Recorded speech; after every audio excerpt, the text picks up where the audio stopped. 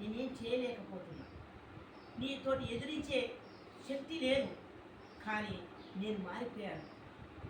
నువ్వే నాకు సపోర్ట్ చేయు, నేను క్షమించు, నేను నిన్ను క్షమిస్తున్నా, నన్ను కూడా క్షమించు ఆత్మ, క్షమించు ఆత్మ, క్షమించు ఆత్మ అంటే మనుషులకు చెప్తే మారే కాలం కాదు, ఆత్మలకు చెప్తే ఆత్మలు పరిపూర్ణుడు, మొత్తం పరమాత్మ నుంచి వచ్చిన అంశాత్మలు కాబట్టి ఆ ఆత్మ ఏం చేస్తుందంటే మార్పులు వచ్చేసి నువ్వు 10-20 ఏళ్ళ నుంచి మాట్లాడని వ్యక్తి కూడా గంగలక్ష్మి మంచిగున్నవా గోడకు రాసిస్తా. మీరు మాట్లాడకపోయినా సరే ఈ 41 రోజులు ఇలా ధ్యానంలో క్షమాపణ కోరుకొని కూర్చున్నాం అనుకో, 41 రోజు చేస్తున్నాం అనుకో, కొన్ని రోజులు భార్య కానీ భర్త కానీ రకరకాలుగా సమస్యలతోటి ఇంకా పక్కోలు కానీ మాట్లాడడం వాళ్ళు ఉన్నా సరే 41 రోజు ఈ క్షమాపణ కోరుకున్నాం అనుకో, ఎవరికి చెప్తున్నావు? ఆత్మ కనెక్ట్ చేస్తున్నావు. మనుషులకు చెప్తే మారే కాలమా? తాగకుండా అయినా తాగితే ఆరోగ్యం పాడవుతుంది అన్న ఒక్క పెప్పు పోయి 2 పెప్పులు తాగుతాం, అలాగే మనం యాడ్ చేసినట్టు ఆయనకు చెప్పాల్సిన అవసరం లేదు.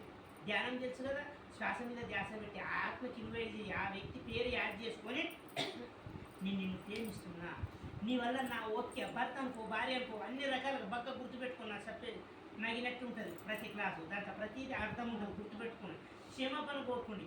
మనసు పూర్తిగా ఏడాలనిపిస్తుంది అప్పుడు అనుకో, అప్పుడు ఏడ్చి తప్పేం కాదు, అర్థమైతే నీ కళ్ళ లోపల నీ బాధ ఉంటే అప్పుడు ఏడిచేది, కానీ అంతవరకే.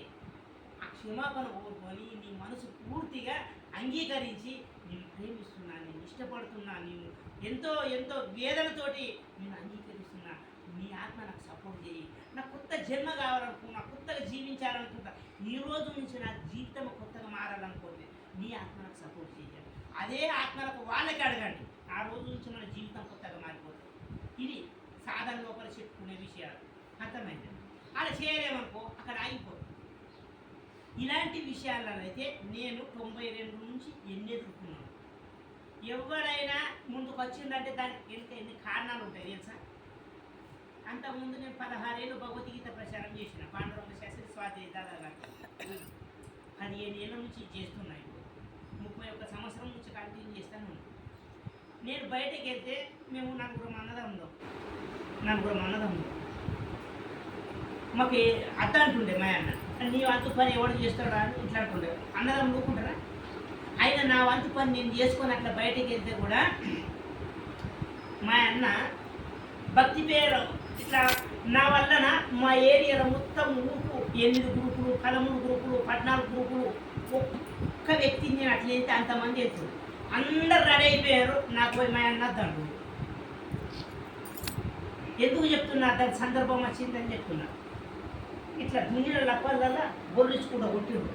వేరే వాళ్ళు చెప్పారు, అరే పిల్లలకు నగ్గారయ్యేటట్టు అయిపోయి నాకు బిడ్డలు మనకి నీకు రిటర్న్ ఒక చెప్ప దెబ్బ కొడితే నువ్వేం పని చేయవు, ఆడ భక్తి చేయక ఆగుతున్నాడు, నువ్వు ఈ టైంలోకి అంతా బొర్రించుకుంటూ కొడతావు, అద్దు పోకు అని కొడతావు అని. అయినా కూడా ఆ టైంలో బాధపడ్డా, ఆ టైంలో ఏడ్చిన తర్వాత ఇప్పుడు నేను ఒక్కరిని ఆగిపోయినా అనుకో, నా ఎరుకు ఎంతమంది ఉన్నారు నా మండల్లో, ఒక్కొక్క ఊరుకు అంతమంది, 13 గ్రూపులు, ఒక్కొక్క గ్రూపులో 6 మంది 12 మంది ఇట్లా ఉంటారు, అంతమంది నేను మిస్ చేసుకోవాలని. ఇప్పుడు అసలు పరిస్థితుల్లో మనం వెళ్తామా? అసలు బాధలు వెళ్తామా? వెళ్ళాలనిపిస్తుందా? ఇప్పుడు బలవంతంగా మొండితనం చేసి వెళ్ళినామనుకో, తర్వాత మనకు పరిస్థితులు ఏమైనా అర్థం ఉన్నది అట్లా మరి వెళ్ళకుంటే మంచిది కదా అని మనం అనుకుంటాం కదా.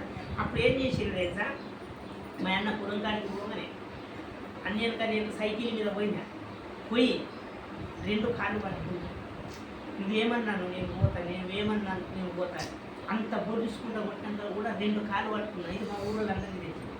అప్పుడు మన లోపల ఎంత బాధ అనిపిస్తుంది, కాళ్ళు పట్టుకోవాలనిపిస్తుంది, ఆ బాధలో కూడా అసలు పరిస్థితిలో పట్టుకోవాలనిపిస్తుంది. సరే పో అన్నాడు. అప్పుడు నేను బయటకు పోయినా. ఇసుంటి సమస్యలు ఇవన్నీ దాటుకుంటా ఈరోజు ఈ స్థితికి వచ్చినాయి. 1, 2 కాదు, ఇసుంటి ఎన్నో గెలిచినా ఈరోజు ఈ స్థితిలో ఉంది. పెళ్ళి అయినాక పిల్లలు అయినాక సార్, పెళ్ళి అయినాక పిల్లలు అయినాక పెళ్ళి 2011లోనే నా బిడ్డల పెళ్లి చేసిన 12 పెళ్ళి టైంలో పెళ్ళి అయినాక కూడా కొట్టిండు ఆయన. అప్పటి వరకు ఒక దగ్గర ఉన్నామన్న, అర్థమైంది? పిల్లలు ఒక్కసారి పెళ్లి చేసినాం, అప్పుడే ఏమైనా గొడవలు అయిపోయినాయి అంటే విషయం ఇక్కడ ఏంది పుట్ట